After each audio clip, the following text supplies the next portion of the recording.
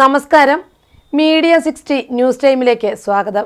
കഴിഞ്ഞ ദിവസമുണ്ടായ സംഭവത്തിൽ ആക്രമണത്തിന് ഇരയായ കോൺഗ്രസ് മണ്ഡലം പ്രസിഡന്റ് അലി പടിഞ്ഞാറേച്ചാലിയെ ഇടുക്കി MP ഡീൻ കുര്യാക്കോസ് സന്ദർശിച്ചു.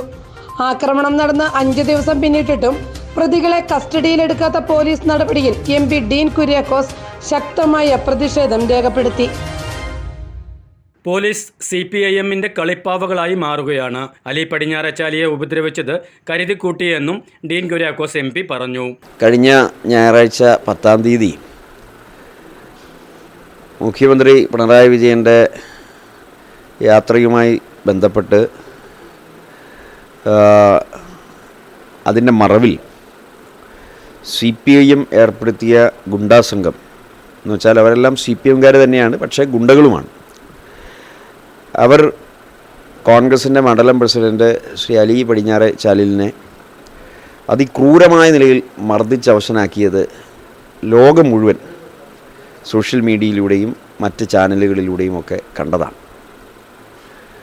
അന്നത്തെ ദിവസം പാർലമെൻറ്റ് സമ്മേളനവുമായി ബന്ധപ്പെട്ട് നേരത്തെ പോകേണ്ടി വന്നതിനാൽ ഞാൻ പോവുകയായിരുന്നു. അപ്പോൾ അത് സംബന്ധിച്ച് അപ്പോൾ തന്നെ പോലീസുകാരോടും ബന്ധപ്പെട്ട അധികാരികളോടുമെല്ലാം കർശനമായ നടപടി പ്രതികൾക്കെതിരെ എടുക്കണം എന്ന് ഞാൻ ആവശ്യപ്പെടുകയുണ്ടായി. ഇന്നിപ്പോൾ പാർലമെൻറ്റിൽ നിന്നും നേരെ ശ്രീ അലിയെ കാണുന്നതിന് വേണ്ടിയിട്ടാണ് ഞാനിവിടെ എത്തിയത്. അദ്ദേഹത്തിൻ്റെ പരിക്കുകൾ സംബന്ധിച്ച് നേരിട്ട് ബോധ്യപ്പെട്ടു.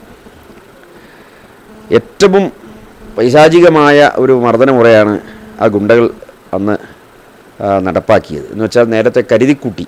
ശ്രീ അലി പടിഞ്ഞാറേച്ചാലിൽ വളരെ നാളുകളായി CPIM-ൻ്റെ മൂല്യച്യുതിയുടെ രാഷ്ട്രീയത്തിനെതിരായി ശക്തമായ നിലപാട് സ്വീകരിച്ചുകൊണ്ടിരിക്കുകയാണ്.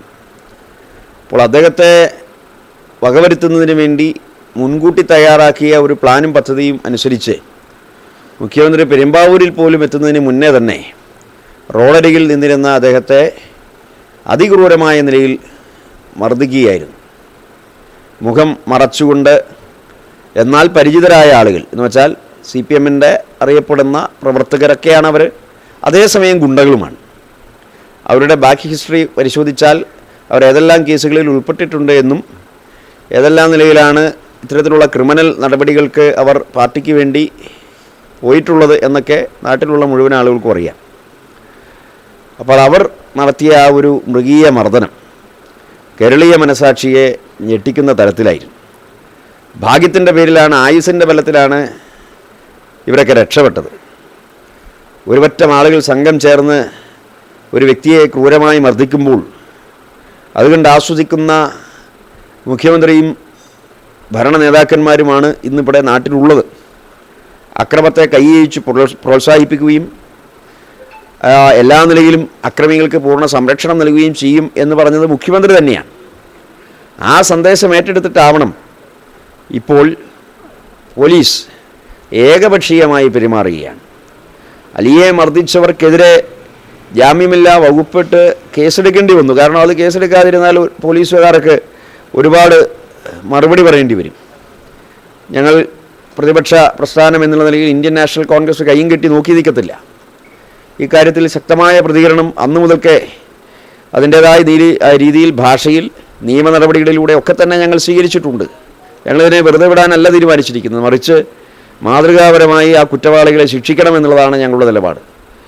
ഇങ്ങനെ അക്രമം കാണിച്ച് നാട്ടിൽ അരാജകത്വം സൃഷ്ടിക്കുന്നവരാരായാലും ശരി, ആ അക്രമികൾക്കെതിരെ ശക്തമായ നിലപാട് സ്വീകരിക്കണമെന്നുള്ളത് കോൺഗ്രസ് പാർട്ടിയുടെ ഐക്യജനാധിപത്യ മുന്നണിയുടെ പ്രഖ്യാപിതമായ നിലപാടാണ്. പ്രതികളെ ഉടൻ അറസ്റ്റ് ചെയ്യണമെന്നും പോലീസ് അലംഭാവം അവസാനിപ്പിക്കണമെന്നും ഡീൻ കുര്യാക്കോസ് ആവശ്യപ്പെട്ടു. കോൺഗ്രസ് നേതാക്കളായ MA കരീം, പരീദ് പട്ടമാവുടി, ഷൗക്കത്ത് പുതയിൽ, നസീർ ഖാദർ, രഹന നൂർദീൻ തുടങ്ങിയവർ MP-ക്ക് ഒപ്പമുണ്ടായിരുന്നു. News desk, media 60, Kothamangalam.